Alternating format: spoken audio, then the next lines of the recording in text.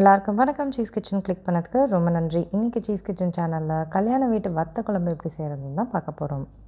புளிலாம் போட்டு பயங்கர சுவையாக இருக்கும் இந்த வத்த குழம்பு. நீங்கள் இதை ஒரு வாரத்துக்காவது வச்சு கூட சாப்பிடலாம், அவ்வளோ டேஸ்ட்டாக இருக்கும். இதை எப்படி செஞ்சேன் அப்படின்னு பார்க்குறதுக்கு முன்னாடி மறக்காமல் சீஸ் கிச்சனுக்கு சப்ஸ்கிரைப் பண்ணுங்கள், லைக் பண்ணுங்கள், உங்கள் நண்பர்களுக்கும் இந்த வீடியோவை ஷேர் பண்ணி விடுங்க. இப்போ வாங்க வீடியோக்குள்ளே போகலாம். இப்போ மசாலா பேஸ்ட் ப்ரிப்பேர் பண்ணுறேன். அதுக்கு சில இன்க்ரீடியன்ஸை வறுக்க போகிறோம். அதுக்கு கடலைப்பருப்பு, உளுத்தம்பருப்பு, காஞ்ச மிளகா, சீரகம், அப்புறம் முழு பெப்பர், அதுக்கப்புறம் கருவேப்பிலை. இதை எண்ணெயில் நல்லா வறுத்துக்க போகிறேன்.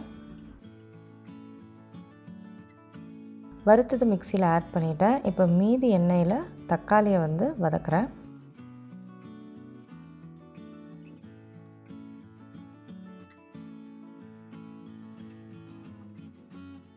தக்காளி இந்த அளவுக்கு மையாக ஆற வரைக்கும் வதக்கிட்டு அதை மிக்சியில் மற்ற இன்க்ரீடியன்ஸோடு சேர்த்துக்கிறேன். இப்போ இதில் தண்ணி போட்டு நல்லா மையாக நம்ம அரைச்சிக்கணும். குறைன்னு இருக்கக்கூடாது, நல்லா மையாக அரைச்சிக்கணும். பாருங்கள், நல்லா மையாக அரைஞ்சிருச்சு. இப்போ கடாயில் எண்ணெய் போடுறேன். எண்ணெய் நல்லா போட்டுக்கோங்க, அது ரொம்ப முக்கியம். எண்ணெயில் கடுகு சேர்க்குறேன்.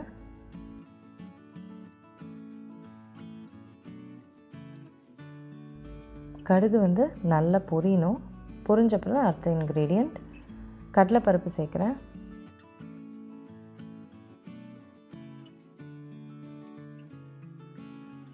அதுக்கப்புறம் உளுத்தம்பருப்பு, அதுக்கப்புறம் மணத்தக்காளி வத்தல் சேர்க்குறேன்.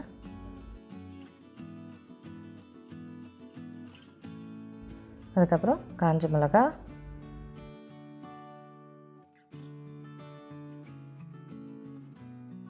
அதுக்கப்புறம் கருவேப்பிலை நல்லா சேர்த்துக்கோங்க, நல்லா மணமாக இருக்கும்.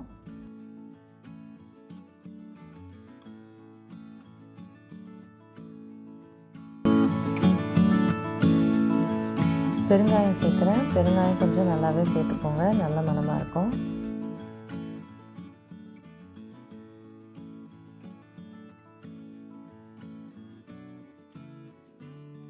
இப்போ இதில் புளி தண்ணி சேர்த்துக்கிறேன்.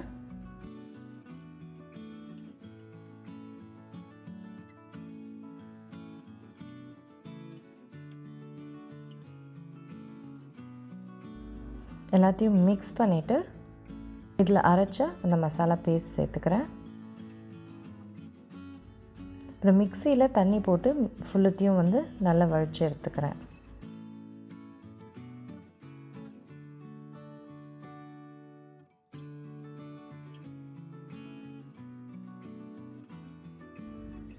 அடுத்தது உப்பு சேர்க்குறேன். அப்புறம் வெல்லம் சேர்க்குறேன். இதுக்கப்புறம் இதை நல்லா மிக்ஸ் பண்ணிவிட்டு நல்லா கொதிக்கணும். நல்லா திக்காக எண்ணெய் பிரிஞ்சு வரணும்.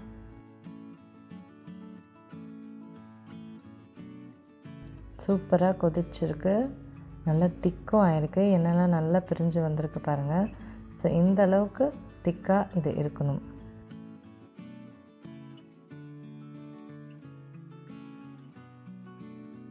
நல்லா சூப்பராக ரெடி ஆகிடுச்சு வத்த குழம்பு. நீங்கள் கண்டிப்பாக உங்கள் வீட்டில் ட்ரை பண்ணி பாருங்கள். நான் உங்களை சீக்கிரமாக அடுத்த வீட்டில் சந்திக்கிறேன். வணக்கம். இருங்க எங்கே போகிறீங்க?